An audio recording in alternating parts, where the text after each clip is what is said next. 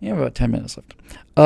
Zechariah Tiemans says, why do you think that capitalism is moral if it means that someone who needs something but can't afford it will be deprived? How can you justify a rich person owning 4 separate houses when he only needs one, and there are millions of homeless people out on the streets? Well, let's just start with that ridiculous idea that he only needs one. It's true he only needs one. How many songs do you have on your iPod there, Mr. Progressive D-bag hipster who knows all the latest tunes? How many songs do you have on your iPad, on your iPod or on your iPhone? Hundreds? Thousands? Do you really need that much music? Aren't there people in the world who don't have music? Why do you need 700 songs on your iPad? I keep saying iPad. On your iPod. Why do you need 700 songs on your playlist when you really only need a couple songs? Maybe a song of country music and a song of classical music, or 2 maybe. Why do you need so many songs? Why do you need 700 songs? Why do you need 4,000 songs? Why do you need so many songs? You don't need that many songs, do you? What about the people who don't have any music? Or is it that the fact that you have 4,000 songs on a device this big makes your life enjoyable?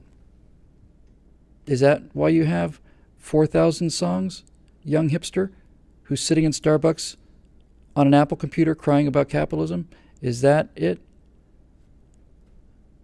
I suspect the reason you've got so many songs on your magical device, which was not created by government bureaucracies but by businessmen in it for profit, I suspect that the reason you have so many songs is because you like listening to music, and that on some level you work for a living, and the money that you earn in exchange for doing something that you may not like, you dedicate to owning things that you like.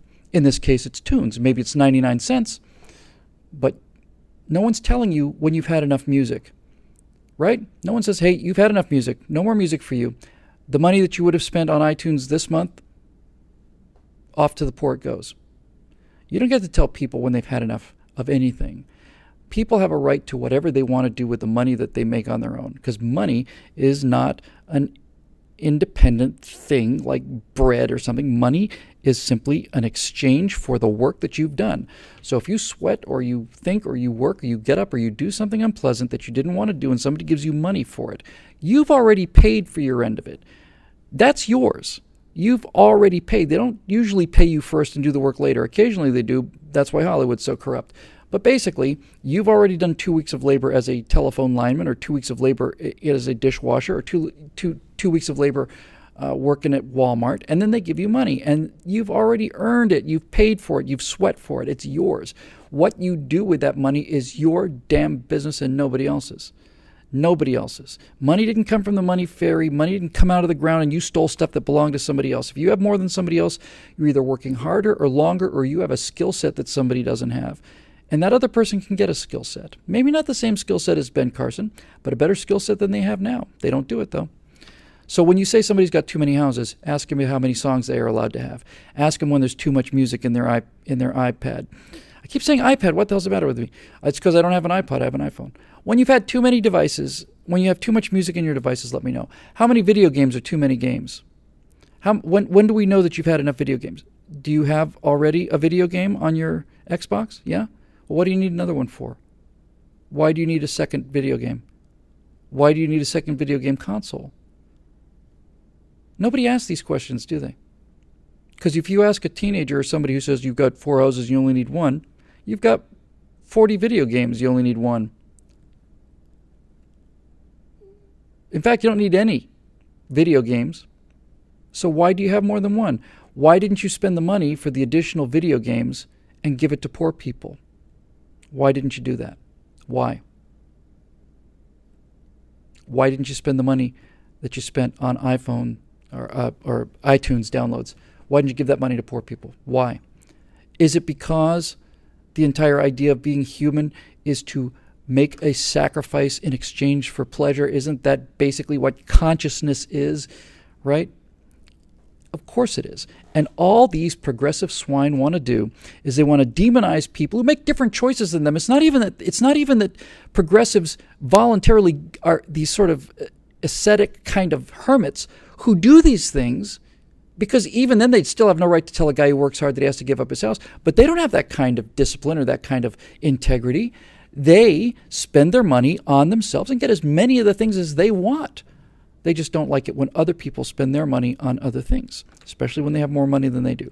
The reason they have more money than you do, young progressive loser, is instead of sitting around and monitoring who's got what and who has how much and how many, they're out there actually working. They're actually working. It's harder to work than it is to bitch about working.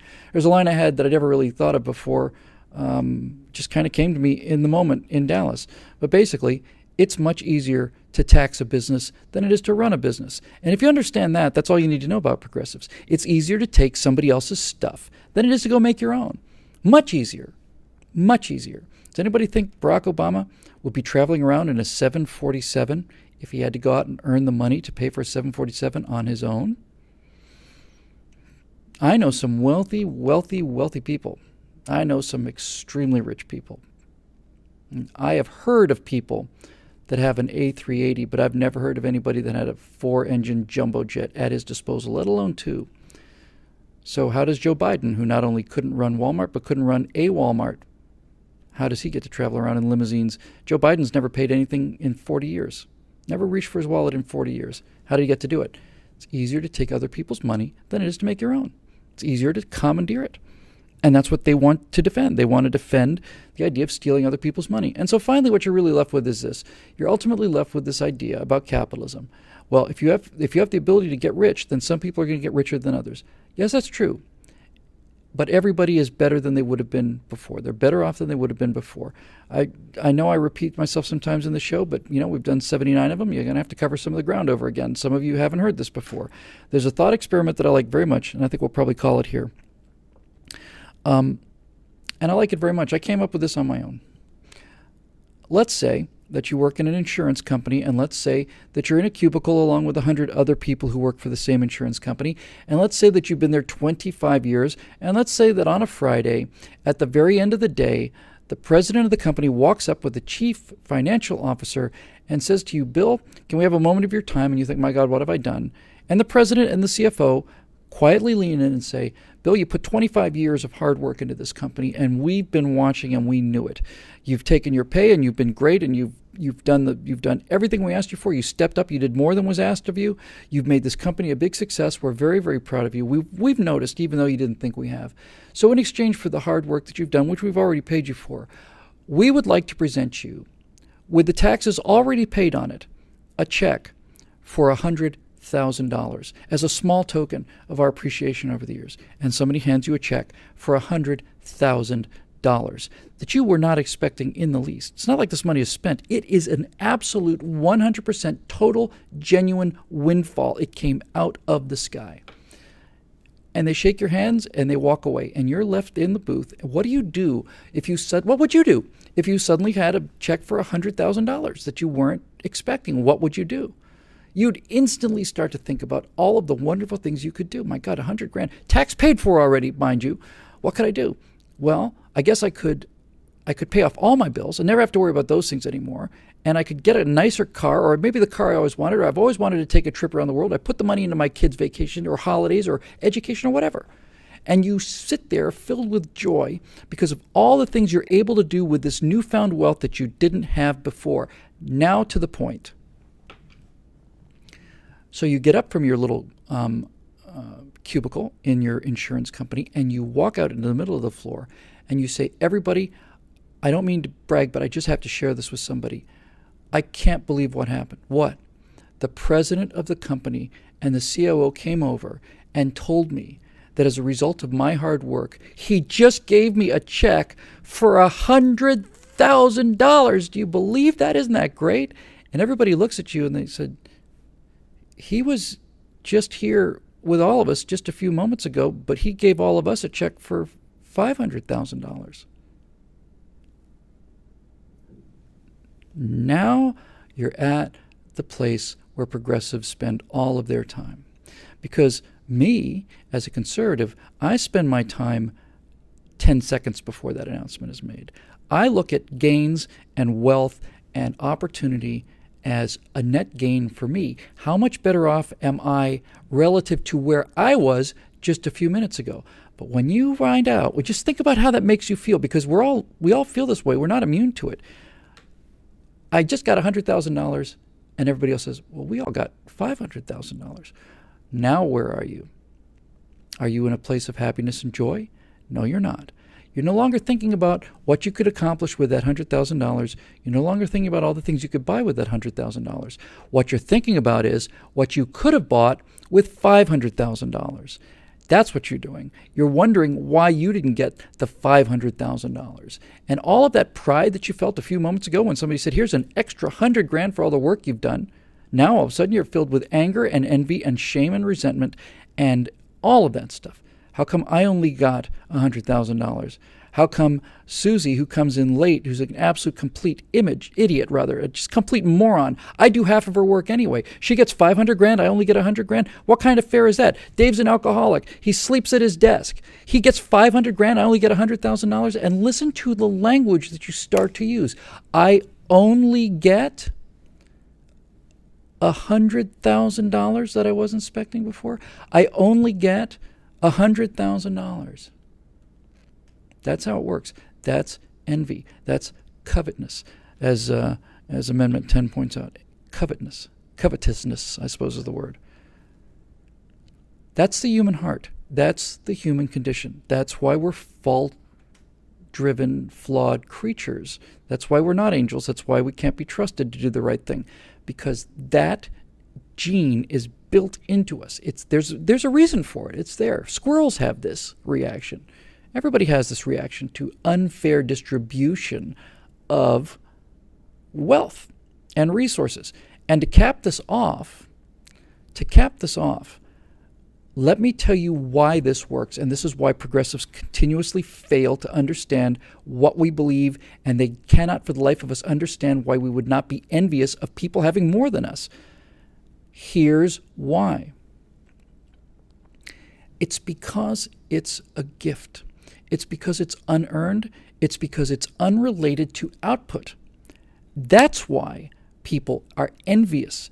They assume that money is a giant psychic vat of luck that is distributed unfairly among people.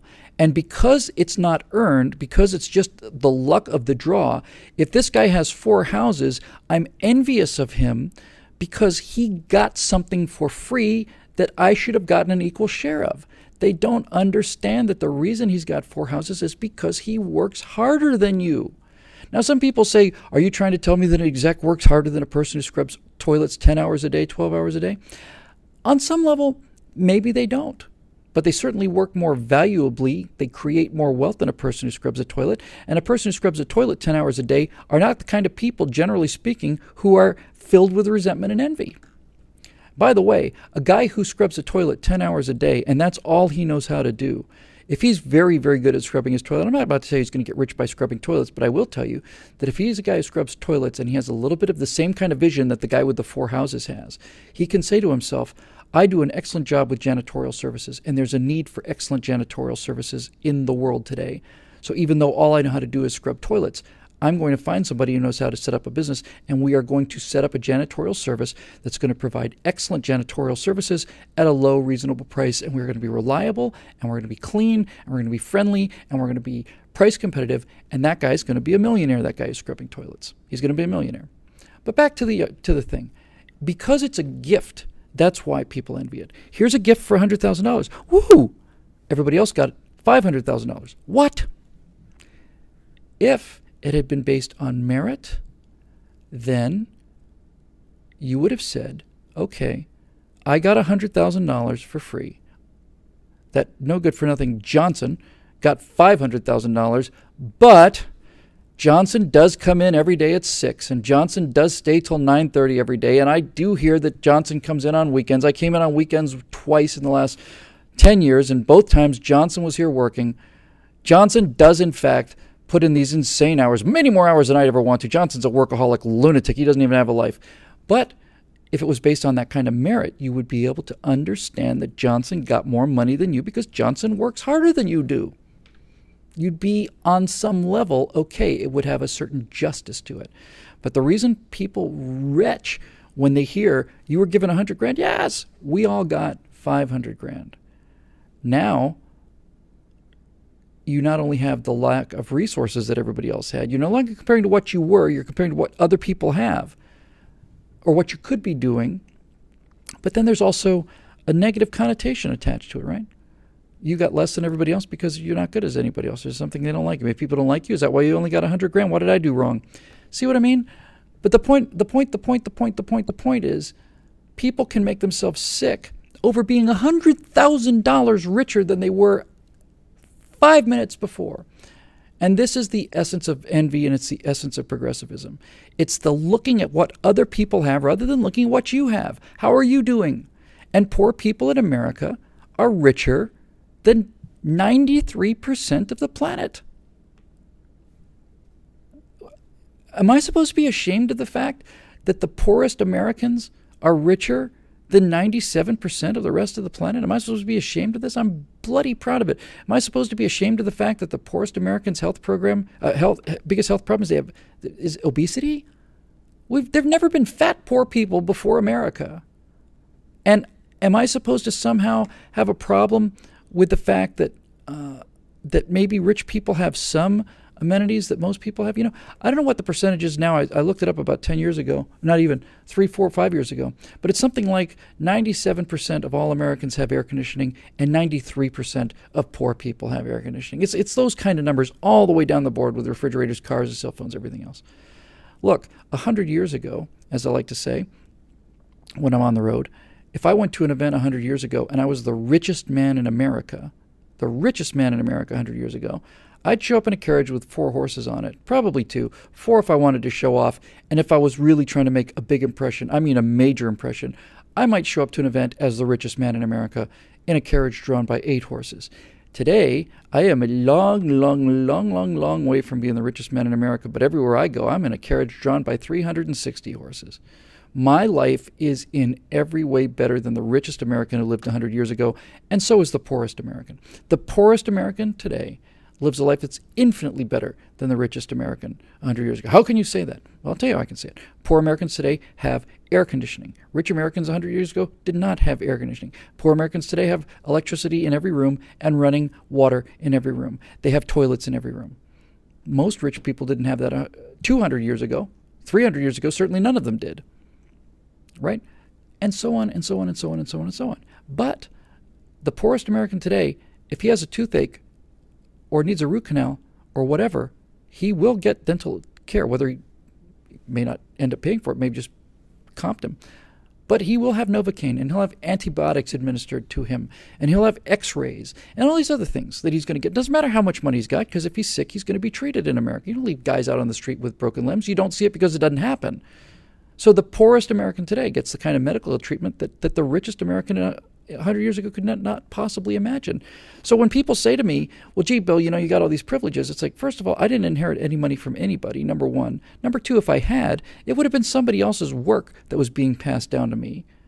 My ancestors at the time of slavery in America were working in textile mills in Lancashire, cotton carding, and they couldn't just get up and decide to move to Aruba. They were pretty much as attached to that life as anybody else were. And prior to that, we were coal miners, is where we come from.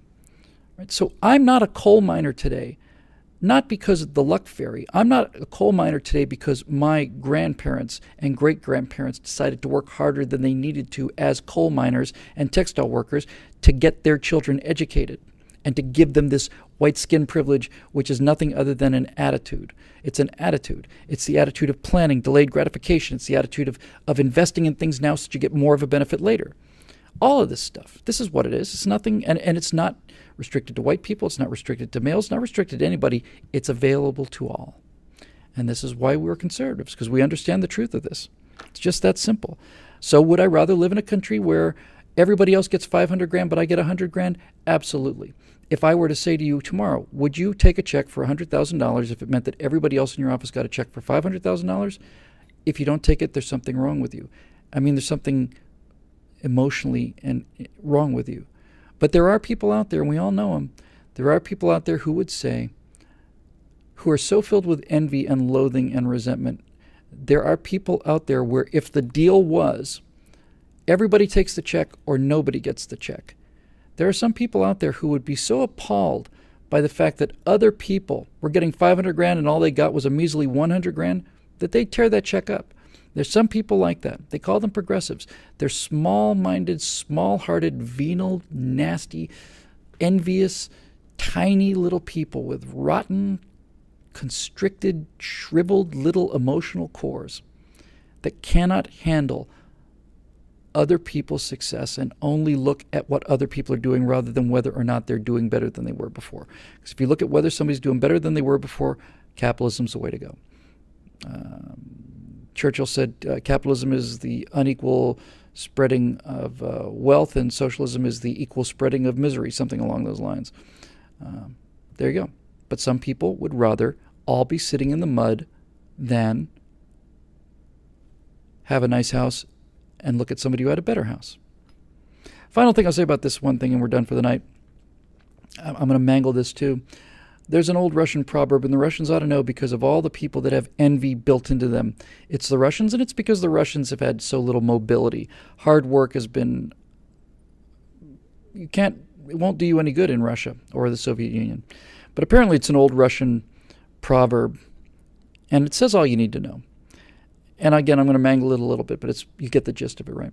And this old Russian proverb says there are these two peasants, and they live on opposite sides of a dirt road in a village, and they hate each other. They just hate each other. And when I say they're poor.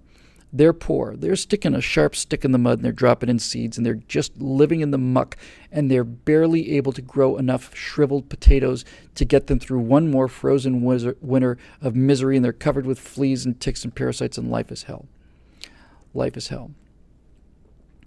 And this one peasant gets down on his knees and prays every day, and he's a great Christian, prays every day, prays every day, prays every day, prays for a cow.